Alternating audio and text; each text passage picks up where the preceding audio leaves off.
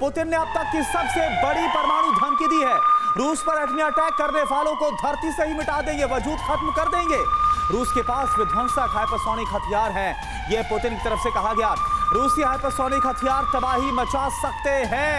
कल हमने आपको दिखाया था किस तरह से हाइपरसोनिक हथियारों के साथ साथ जो सुपरसोनिक हथियार है, मिसाइल है, उसकी रेंज को बढ़ाने में भी व्लादिमीर पुतिन जुटे हुए हैं। और अब एक बार फिर से पुतिन की तरफ से यह बड़ी धमकी दी गई है कि अगर किसी ने रूस पर परमाणु हमला किया, एटमी हमला किया, इसके बारे में सोचा भी, तो उसको धरती से, उसका वजूद हम धरती से मिटा देंगे। ये बहुत बड़ी बयान, बड़ी वार्निंग, बड़ी धमकी।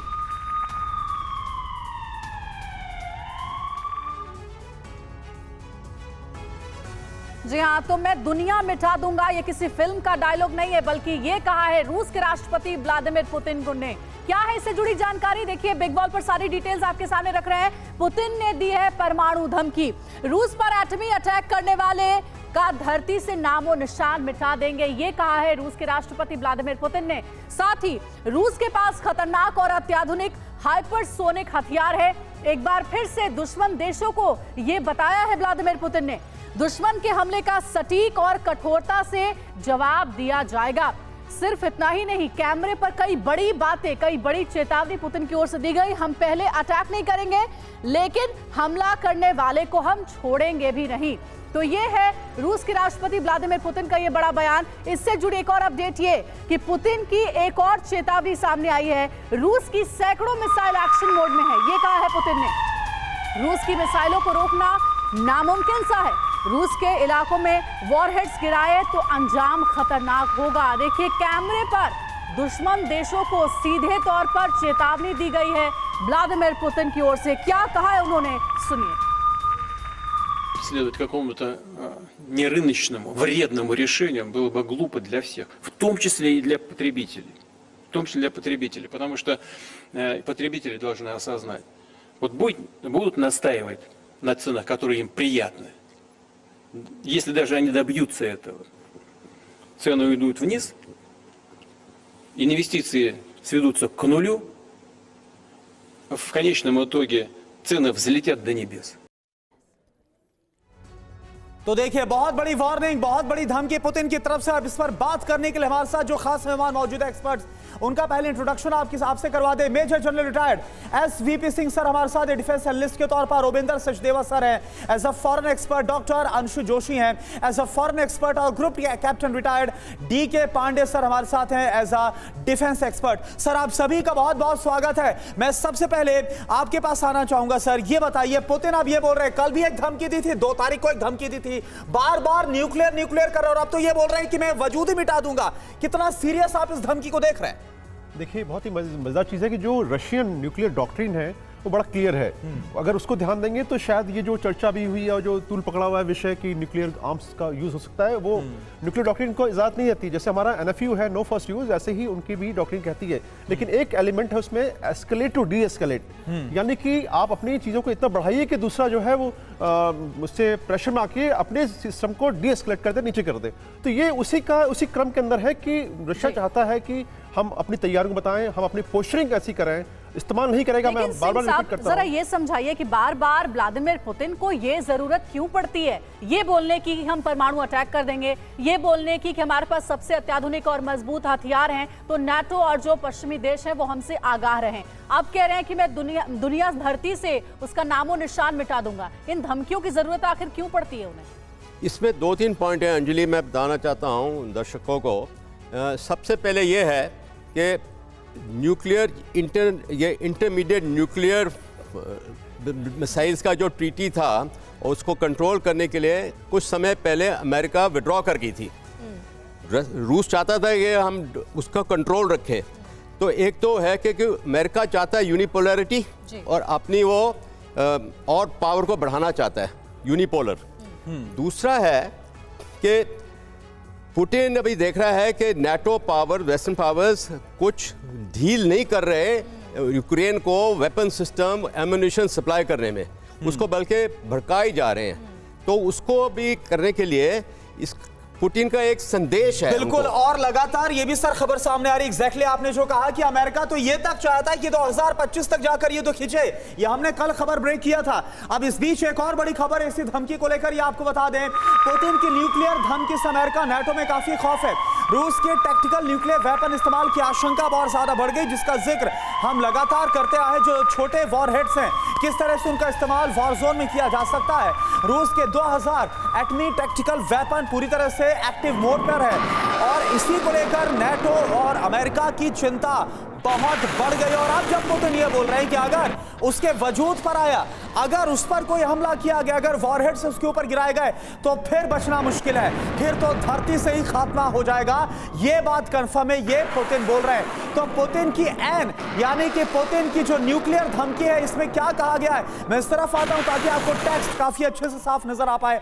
रूस पर एटमी अटैक करने वाले का नामो निशान मिटा देंगे, ये व्लादिमीर पुतिन बोलते हुए नजर आ रहे हैं। अगली बड़ी बात, तबाही मचाने के लिए रूस के पास हाइपरसोनिक हथियार है, यह भी पुतिन बोल रहे हैं। और क्या है एन धमकी के मायने क्या, यानी न्यूक्लियर धमकी के मायने क्या है। यूक्रेन में हार से परेशान है पुतिन, लगातार जो सेटबैक्स मिल रहे हैं, टैक्टिकल न्यूक्लियर वेपन इस्तेमाल करने की आशंका इसके बाद और ज्यादा बढ़ गई है। और क्या बड़ी बात है, अमेरिका नाटो में इसके बाद खौफ काफी बढ़ गया है कि अगर पुतिन ऐसा कदम उठाएंगे तो तबाही आना मुमकिन है।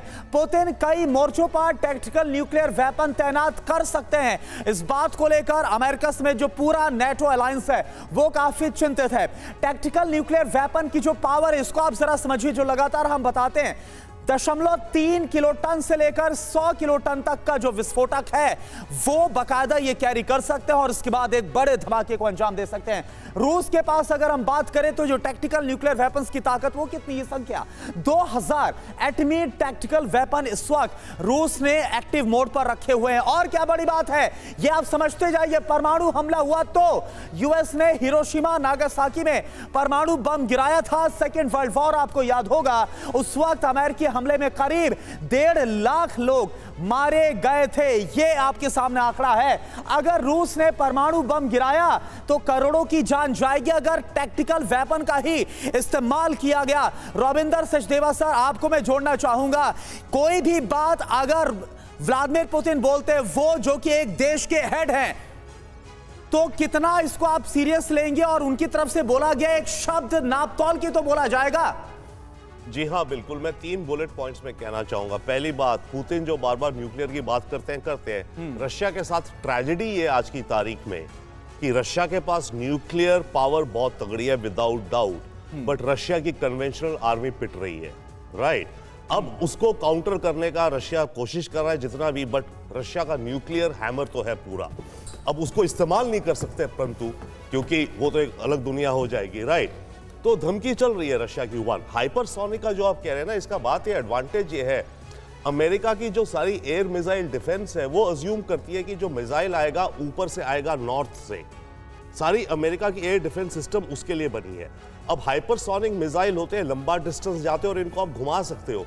तो अगर घुमा करके डायरेक्शन देते हुए साउथ में मेक्सिको की तरफ से अगर मिसाइल आ गया, अमेरिका की एयर डिफेंस नहीं है। एंड थर्ड पॉइंट, ये जो टैक्टिकल वेपन्स की बात है तो शब्दों का हेरफेर है भैया। 1 किलोटन आप अंदाजा लगाइए, 1 किलोटन का जो न्यूक्लियर वेपन है करीब 10,000 लोगों को इंस्टेंटली मार देगा। तो अगर 100 टन का है, आप उसे टैक्टिकल कहते हैं, छोटा मोटा, भाई 100 × 10,000 कितने हो गए। ठीक है सर, बहुत अच्छे से आपने डिस्क्राइब किया, समझाया। देखिए एक और ब्रेकिंग न्यूज आ गई, उसके बाद अंशु मैम के पास आएंगे। पिछले 1 हफ्ते में रूस की 5 बार ये परमाणु धमकी है। पुतिन 3 बार तबाही मचाने की अभी तक धमकी दे चुके हैं। दिमित्री मेदवेदेव और सर्गेई लावरोव भी धमकी दे चुके हैं। तो देखिए एक के बाद एक लगातार धमकियां रूस की ओर से दी जा रही हैं, चाहे मेदवेदेव हो या फिर लावरोव हो या फिर खुद रूस के राष्ट्रपति व्लादिमीर पुतिन ही क्यों ना हो। ये 5वीं दफा है, 5वीं बार है जब रूस के राष्ट्रपति व्लादिमीर पुतिन ने पश्चिमी देशों को, नाटो कंट्रीज को और अमेरिका को चेतावनी दी है, धमकाया है कि अगर यूक्रेन की मदद इसी तरीके से होती रही और इस आड़ में अगर रूस को नुकसान पहुंचाने की कोशिश की गई तो दुनिया से नामो निशान भी मिट जाएगा उस देश का। अब इससे जुड़ी जानकारी हम आपको आगे देने वाले हैं। एटमी वॉर के खतरे के बीच रशियन लीडर्स लगातार यूक्रेन पर परमाणु हमले की धमकी दे रहे हैं। बिग वॉल पर सारी डिटेल्स आपके सामने रख रहे हैं। रूस के ये वो बड़े चेहरे हैं, सबसे बड़े शख्सियत, जिन्होंने क्या क्या धमकी दी है, कब कब क्या क्या बोला है, ये आपको हम बिग वॉल पर बताने वाले हैं। सबसे पहला नाम व्लादिमीर पुतिन का। 9 दिसंबर को वो कहते हैं एटमी अटैक करने वाले का नामो निशान मिटा देंगे। बहुत बड़ी बात है, बहुत बड़ी चेतावनी अपने आप में। 7 दिसंबर को व्लादिमीर पुतिन क्या कहते हैं, बढ़ रहा एटमी हमले का खतरा, लेकिन पहले रूस इस्तेमाल नहीं करेगा, यह भी उन्होंने क्लियर किया। 6 दिसंबर को, इससे पहले भी एक बड़ा बयान दिया था दिमित्री मेदवेदेव ने, बहुत करीबी हैं ये व्लादिमीर पुतिन के। ये क्या कहते हैं, रूस की संप्रभुता और स्वतंत्रता बनाए रखने के लिए न्यूक्लियर थ्रेट जरूरी है, इस बात का जिक्र उन्होंने किया। सर्गेई लावरोव भी 5 दिसंबर को बोलते हैं न्यूक्लियर पावर्स के बीच टकराव का नतीजा विनाशकारी होगा। तो ये वो बड़ी चेतावनी है जो अभी तक पश्चिमी देशों को दी गई है। 2 दिसंबर को एक बार फिर से व्लादिमीर पुतिन ने एक बड़ा बयान दिया, यूक्रेन हथियार बढ़ाता रहा तो परमाणु हमला अनिवार्य यानी कि जरूरी हो जाएगा। तो देखिए, इस तरीके के बयान लगातार दिए गए हैं व्लादिमीर पुतिन की ओर से, सर्गेई लावरोव की ओर से और मेदवेदेव की ओर से, जिसमें सीधे सीधे पश्चिमी देशों को चेतावनी दी गई है। लेकिन अभी जो सिचुएशन है उसमें बात धमकी और चेतावनी से कहीं आगे निकल चुकी है। तो देखिए, पुतिन लगातार न्यूक्लियर बोल रहे हैं, तो क्या परमाणु विध्वंस की तरफ दुनिया बढ़ रही है। एक तरफ परमाणु अटैक की धमकी पुतिन की तरफ से, दूसरी तरफ यूक्रेन में उनके ऑपरेशन विस्फोटक का भी खुलासा हुआ। क्या है पुतिन का ऑपरेशन, आइए समझते हैं। फटाफट आपके सामने ये टेक्स्ट है। रूस के 1.5 लाख सैनिक यूक्रेन में दाखिल हुए हैं। ये सभी मोबिलाइज्ड आर्मी है जो पुतिन की अपील पर सेना में शामिल हुए हैं, बाकायदा स्पेशली ट्रेन इन्हें किया गया। इन्हें 300 विध्वंसक टैंकों के साथ सरहद पार भेजा गया है। पुतिन का ऑपरेशन विस्फोटक, अब ये समझ लीजिए आप, पूरी डिटेल आपके सामने। 1,50,000 सैनिक यूक्रेन में दाखिल हुए हैं। कौन है ये, मोबिलाइज्ड आर्मी है ये। 300 टैंक के साथ ये दाखिल हुए हैं, यूक्रेन में एंट्री हुई है। तो यह है ऑपरेशन विस्फोटक। तो एक तरफ न्यूक्लियर धमकी और एक तरफ ऑपरेशन विस्फोटक। ज़ापोरिज़िया पहुंचा टीवी9 भारतवर्ष का रिपोर्टर। एक और बड़ी खबर, ज़ापोरिज़िया न्यूक्लियर प्लांट के पास पहुंचा है टीवी9 भारतवर्ष। ज़ापोरिज़िया में रूस की तरफ से लगातार हमले जारी हैं। ज़ापोरिज़िया प्लांट भी रॉकेट से लगातार यहां पर हमले हो रहे हैं। प्लांट के पास रूस की तरफ से ग्रैड रॉकेट लॉन्चर को तैनात किया गया। कल ही हमने आपको दिखाया था किस तरह से बाकायदा इस साइट को, ज़ापोरिज़िया पावर प्लांट की जो ये जगह है, यहां पर तमाम जो हमलों के लिए रॉकेट लॉन्चर्स हैं उनको तैनात किया गया। मिसाइल हमलों के लिए इसे रूस ने अड्डा बना लिया है। एक और बड़ी अपडेट है, ज़ापोरिज़िया प्लांट को लेकर यूक्रेन ने एक बड़ा दावा किया है। रूसी फौज ने प्लांट के 2 स्टाफ को अगवा कर लिया है। प्लांट के 2 सीनियर स्टाफ के अपहरण का आरोप लगाया गया है। रूसी फौज ने अपहरण से पहले दोनों स्टाफ को पीटा है। तो ये बड़ा दावा यूक्रेन की ओर से रूस के खिलाफ किया गया है। और अब आगे आपको हम बताने जा रहे हैं क्रेमलिन का ऑपरेशन ब्लैकआउट क्या है। देखिए, क्रेमलिन ने यूक्रेन के एनर्जी सेंटर्स पर नए मिसाइल हमलों की धमकी दी है। पुतिन के मुताबिक यूक्रेन के एनर्जी इंफ्रास्ट्रक्चर पर रूसी हमला जारी रहेगा। ज़ापोरिज़िया न्यूक्लियर प्लांट के पास रूस का ग्रैड रॉकेट लॉन्चर तैनात किया गया है। 10 अक्टूबर से अब तक रूस का यूक्रेन के एनर्जी इंफ्रास्ट्रक्चर पर 6 बार हमला हुआ है। रूसी हमले में यूक्रेन के कई लोगों की मौत हुई है और बड़े हिस्से में ब्लैकआउट है, यानी कि बिजली गुल है। 5 दिसंबर को हुए रूसी हमले में 4 लोगों की मौत हो गई। 3 एनर्जी सिस्टम नष्ट कर दिए गए, तबाह कर दिए गए। तो देखिए, इस तरीके के हालात है जिसमें क्रेमलिन का ऑपरेशन ब्लैकआउट के तहत एनर्जी पर बड़ी चोट दी जा रही है। ज़ापोरिज़िया यूक्रेन से लाइव हमारे साथ जुड़ गए हैं टीवी9 भारतवर्ष संवाददाता आशीष सिंह। सीधे उनका रुख करते हैं। आशीष, लगातार आप वहां से ग्राउंड रिपोर्ट हम तक भेज रहे हैं। सबसे पहले इस ऑपरेशन ब्लैकआउट के बारे में जानकारी दीजिए, जिसके तहत यूक्रेन के एनर्जी पर टारगेटेड अटैक किया जा रहा है।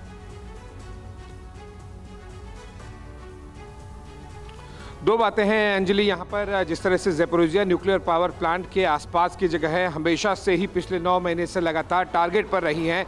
2 बड़ी वजह हैं। पहला, रशिया की तरफ से ये वजह है कि किस तरह से इस प्लांट के कंट्रोल में रखने से, आपको ध्यान होगा कि पिछले कई महीनों से, लगभग 4-5 महीने हो गए हैं जब से ये पूरा का पूरा प्लांट, जहां पर यूक्रेनियन वर्कर्स होने के बावजूद यहां पर रशियन कंट्रोल में है। यूक्रेन की तरफ से वजह है ये है कि जहां जितनी यहां पर इतनी ज़्यादा मिसाइलें लगातार गिरी हैं कि पूरा का पूरा विश्व चिंतित रहता है। और जाहिर सी बात है कि फिर यूक्रेन की मदद करने के लिए वो न केवल आगे आते हैं बल्कि उनके पास मजबूरी हो जाती है, क्योंकि न्यूक्लियर खतरा, एक मिसाइल यहाँ की वहाँ हो गई, 19 का 20 हो गया, तो फिर पूरे विश्व के लिए, विशेष तौर पर इस एरिया के लिए यहाँ पर एक न्यूक्लियर त्रासदी होना तय है। और इसीलिए ज़ेपोरिज़िया न्यूक्लियर पावर प्लांट बहुत ज़्यादा सेंसिटिव है एज कंपेयर टू जो पूरे यूक्रेन में हो रहा है वहाँ पर। ब्लैकआउट ऑपरेशन का मतलब भी यही है कि अगर आप ZNPP को अपने कंट्रोल में रखते हैं तो रशिया काफ़ी हद तक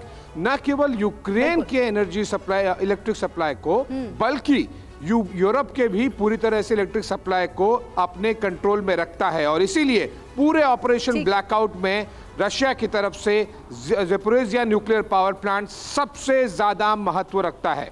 बहुत अच्छे डेवलपमेंट्स और पॉइंट रेज किए आपने यहाँ पर आशीष, बहुत शुक्रिया ग्राउंड रिपोर्ट हमें बताने के लिए। तो हमारे सहयोगी आशीष खुद ज़ेपोरिज़िया पर मौजूद है, जहां पर सबसे ज्यादा गतिविधि चल रही है, क्योंकि रूस और यूक्रेन दोनों की ओर से ज़ेपोरिज़िया को लेकर के कई बड़े स्टेटमेंट सामने आए हैं। डॉनेट्स्क में भीषण जंग जारी है, यूक्रेन की सेना की तरफ से लगातार बमबारी हो रही है, सिविलियन इलाकों को टारगेट पर लिया जा रहा है।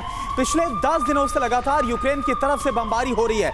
अब खास बात यह है समझना कि डॉनेट्स्क जो कि यूक्रेन का इलाका है, अब यहां पर क्यों यूक्रेन की तरफ से बमबारी की जा रही है, सिविलियन इलाकों को टारगेट पर लिया जा रहा है। ये तस्वीरें आप देखिए और फिर इसका मतलब भी आपको समझाएंगे। और अंशु मैम, मेरा सवाल आपसे, देखिए तस्वीरें आप देखिए, पुतिन की धमकी पर तो मैं बात करूंगा, लेकिन ये तस्वीर आप जरा देखकर बताइए। डॉनेट्स्क, यहां पर यूक्रेन की तरफ से बमबारी का करना, सिविलियन इलाकों को टारगेट पर लेना, ये कितना, क्या ये जो इलाका है वो कितना इंपॉर्टेंस रखता है और क्यों इस तरह से लगातार ये इस वॉर में सबसे ज्यादा इस वक्त अगर हम देखें दोनों कंट्रीज की तरफ से फोकस में बना हुआ है? डोनेट्स्क और लुगान्स्क दोनों ही क्षेत्रों की और जब हम देखते हैं करुणा, तो यही वो एरियाज थे जहां पर प्रो रशियन सेपरेटिस्ट ग्रुप्स शुरू से ही एक्टिव हैं जब से युद्ध शुरू हुआ, और यही वो एरियाज हैं जहां पर रशिया ने सबसे पहले कब्जा करके और बाद में रेफरेंडम करके और यहां के कई इलाकों को अपना हिस्सा भी घोषित कर दिया, और इसको लेकर के एक बड़ी कूटनीतिक बहस भी हुई और अंतर्राष्ट्रीय मंचों पर भी ये इसे लेकर के मुद्दे उठाए गए। लेकिन फिलहाल जो मुझे यूक्रेन करता हुआ नजर आ रहा है और जो रशिया भी कर रहा है करुणा, ये हमारे विषय में एक सिद्धांत हम पढ़ाते हैं स्ट्रक्चरल रियलिज्म का। इसमें क्या होता है कि कहते हैं कि वर्ल्ड, ये जो विश्व है ये अराजक है, इसलिए अपने पास सर्वोच्च शक्ति जब हम अर्जित कर लेते हैं तभी हम सुरक्षित रह पाते हैं। दोनों ही देश ये करते हुए नजर आ रहे हैं। इसकी वजह से एक सिक्योरिटी डिलेमा हो रहा है, क्योंकि एक देश को नहीं पता कि दूसरे की स्थिति क्या है, और इसी वजह से आर्म्स रेस भी जन्म लेती है। लेकिन अंततः बैलेंस ऑफ पावर आता है, ये सिद्धांत हमें समझाता है, क्योंकि जब दोनों ही देश मैक्सिमाइजेशन ऑफ पावर की ओर बढ़ते हैं तो या तो वो एक हेजेमोनिक पावर क्रिएट करते हैं या फिर वो दो लॉबीज क्रिएट करते हैं। चाहे कुछ भी हो, लेकिन तबाही ही तबाही सिर्फ इस वक्त नजर आ रही है। जिस तरीके से ताबड़तोड़ हमले हो रहे हैं, यूक्रेन का हर शहर इन हमलों की वजह से बर्बाद तबाह हो गया। देखिए एक और बड़ी खबर, डोनेट्स्क में यूक्रेन की तरफ से रात में भी हमले जारी हैं। रिहायशी इलाकों में यूक्रेन की तरफ से बमबारी हो रही है। यूक्रेन के हमले से इलाके में भीषण आग लग गई है। यूक्रेनी हमले से कई इमारतों को भी नुकसान पहुंचा है। तो देखिए एक और जहां रूस हमला कर रहा है, तो वहीं यूक्रेन भी लगातार ताबड़तोड़ हमले कर रहा है रिहायशी इलाकों को टारगेट करके।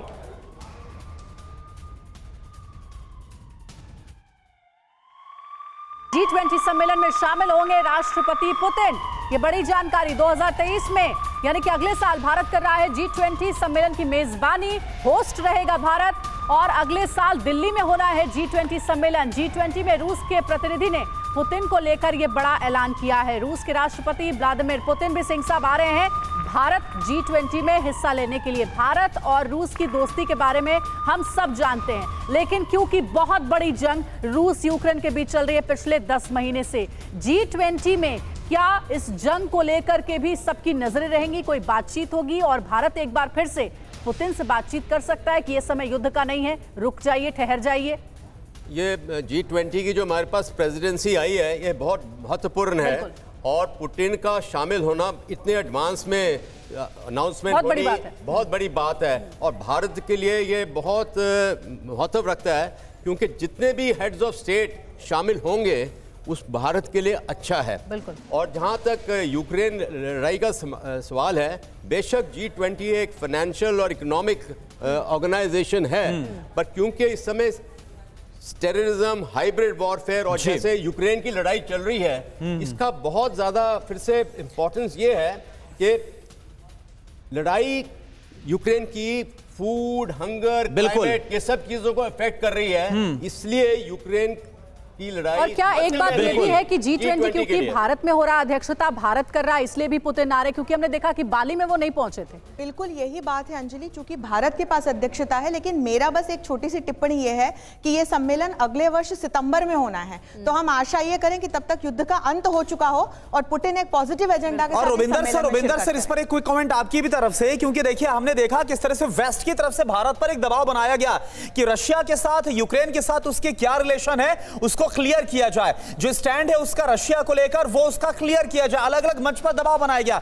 लेकिन भारत ने हर बार जो बात उसको ठीक लगी उस बात को मंच पर रखा है। और अब रशिया के प्रेसिडेंट का आना और इतने पहले इसको बता देना, ये मैसेज वेस्ट कंट्रीज के लिए कैसे आप देख रहे हैं? डेफिनेटली आई मीन, एक तो जैसे मैडम कह रही है सितंबर बहुत दूर है, तब तक क्या होगा कह नहीं सकते, वन, बट सेकेंडली ये पुतिन का कहना इज इंपॉर्टेंट, क्योंकि भारत और रशिया की दोस्ती हम समझते अच्छी है, परंतु वेस्ट का प्रेशर है हम पे, चाहे अब वो बोलते नहीं हैं, और लॉजिकली ऑल्सो धीरे धीरे भारत को रशिया के साथ अपनी आई थिंक रिलेशंस कम होंगे हमारे। देखिए रशिया से अब हम वेपन्स नहीं ले पाएंगे ज्यादा, वो उनके खुद अपने पास नहीं है, वॉर में लड़ने को हमें क्या दे रहे हैं, और एडवांस वेपन्स क्या देंगे, माइक्रो प्रोसेसर चिप्स नहीं है रशिया के पास अब। तो ये एक लॉजिकल प्रॉब्लम आने वाले वक्त में वेपन्स हमें डाइवर्सिफाई करना होगा ज्यादा। डेफिनेटली ये तेल का खेल चलेगा, बट अनफॉर्चुनेटली रशिया के पास तेल और वेपन्स के अलावा फर्टिलाइजर्स है। ठीक है, और इसका किस तरह से भारत, क्योंकि आप देख रहे हैं कैसे कच्चे तेल को लेकर भी आज जो भारत और रशिया के बीच की डील है, इस पर भी हम लगातार आपको जानकारी दे रहे हैं। सस्ती दरों पर जो तेल है उसका जो आयात हो रहा है, इन सब के बीच तेल की कीमतों को लेकर रूस अमेरिका समेत G7 के बीच बहुत बड़ी टेंशन। अमेरिका समेत G7 ने तेल पर प्राइस कैप लगाने का फैसला किया है, और देखिए इस पर खबर यह भी आ रही कि पुतिन ने तेल पर प्राइस कैप लगाने को मूर्खतापूर्ण बताएगा। रूस के तेल पर प्राइस कैप थोपा गया तो रूस किसी को तेल नहीं बेचेगा, ये पुतिन की तरफ से कहा गया है। तो ये धमकी अब दे दी गई है कि प्राइस कैपिंग करना बहुत बड़ी गलती होगी, उत्पादन में कटौती की भी चेतावनी रूस की तरफ से की गई। और आप समझिए कि एनर्जी में कितना बड़ा कंट्रीब्यूशन तेल का, और ऐसे में इसका असर वेस्ट से लेकर पूरे यूरोप पर पड़ेगा। От противника ничего не останется, потому что перехватить сотни ракет невозможно. И вот это, конечно, сдерживающий фактор, серьезно сдерживающий фактор. Но если противник считает потенциально, что возможно использование теории превентивного удара, а мы нет, तो देखिए बड़ा सवाल यह है कि तेल का खेल क्या है, और कहीं ऐसा तो नहीं कि खेल इतना बिगड़ जाएगा कि वर्ल्ड वॉर करा देगा। इसको समझने की कोशिश करते हैं आपके सामने, तेल कराएगा वर्ल्ड वॉर, बड़ा सवाल क्यों ऐसा हम बोल रहे हैं। यूक्रेन पर रूसी हमले से नाराज यूरोपियन यूनियन, और यह नाराजगी वक्त वक्त पर सैंक्शन के जरिए सामने भी आई है। यूरोपियन यूनियन का तेल पर प्राइस कैप लगाने का बड़ा फैसला लिया गया है।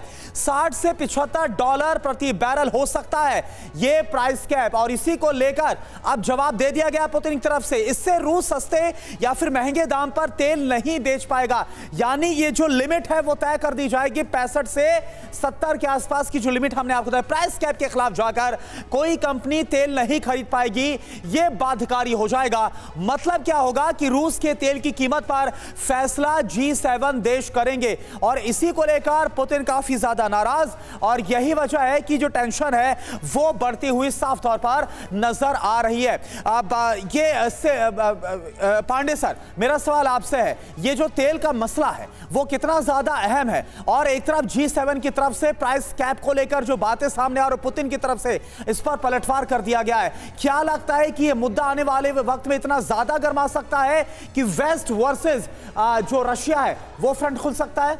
देखिए, दो बहुत ही महत्वपूर्ण बातें हैं। पहली बात कि जो रशिया जो तेल दे रहा है उसकी कीमत है $67, $67 प्रति बैरल, और जो कैप लगाई जा रही है वो $60 पर लगाई जा रही है, तो लगभग समान ही है। लेकिन क्योंकि ये वर्चस्व की लड़ाई है, अपने एग्जिस्टर की लड़ाई है, इसलिए जो दोनों ये क्लेम्स कर रहे हैं। अब महत्वपूर्ण बात यह है, अगर रशिया अपना तेल उत्पादन कम कर दे या समाप्त कर दे तो सोचिए वेस्टर्न कंट्रीज पर क्या होगा, क्योंकि वो पूर्णतः तेल के लिए रशिया पर ही निर्भर है। गैसोलीन और ऑयल दोनों जो ऑयल है वो दोनों जो है रशिया से उनको मिल रहा है। अगर वो मिलना बंद हो जाएगा तो उनकी इकोनॉमी पे क्या होगा, उनके जो लोग हैं सर्दियों में क्या करेंगे। बताई है कि पश्चिमी देशों की हालत खराब हो जाएगी अगर तेल देना बंद कर देगा रूस तो। लेकिन पश्चिमी देशों ने जब पंगा ले ही लिया, दुश्मनी मोल ले ही लिए रूस के साथ, तो क्या उसने अपनी कोई तैयारी नहीं कर रखी होगी?